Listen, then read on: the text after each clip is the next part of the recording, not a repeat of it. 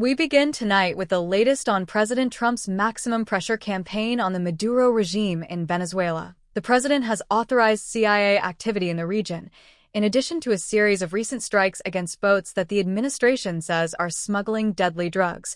This aggressive push is sparking a major debate about cooperation with our southern neighbor.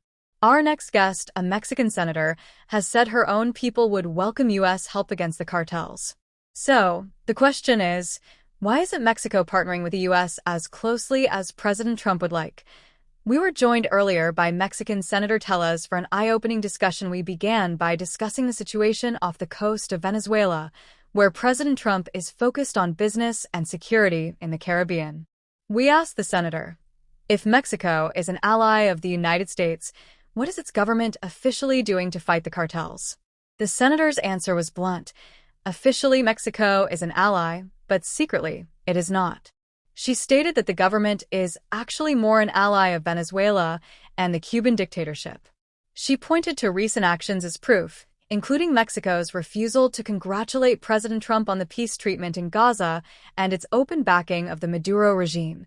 According to the senator, the Mexican government is actively very worried about the United States attempting to target the Venezuelan cartels.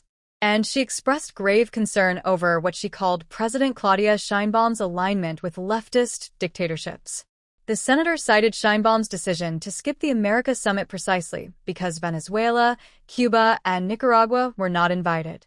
The senator called this a crystal-clear indication of the president's loyalties.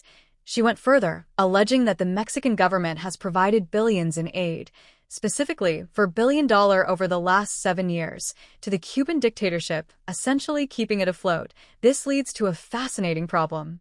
President Trump considers Mexico an ally, and the country relies heavily on the U.S. for trade and tourism. Yet, the cartels are rampant. The senator doubled down on her previous comments on this network, saying Mexico is a narco state. She offered a shocking example of the cartel's power. She claimed that during a recent national disaster, the cartels were quicker and better at giving out aid to the Mexican people than the Mexican government itself. She confirmed that this was absolutely correct, asserting that the Mexican government is so corrupt they allegedly robbed money meant for disaster relief. The senator's call was for the world, and particularly the United States, to look at what the Mexican government is doing, not saying. She believes that while their rhetoric supports the alliance and trade treaty negotiations, their actions, helping dictatorships of Latin America, tell a different story.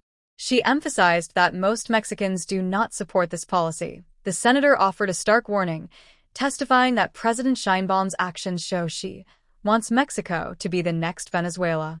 Her recommendation for the next round of North American trade negotiations is that they must include a clear commitment to democracy, border security, and a zero-tolerance policy for dictatorships. In conclusion, the senator's view is that President Sheinbaum is not a good ally, that she's not helping her own country, and that she is an ally of Nicolas Maduro at the very moment President Trump is trying to pressure him to leave power. That was Mexican Senator Tellez.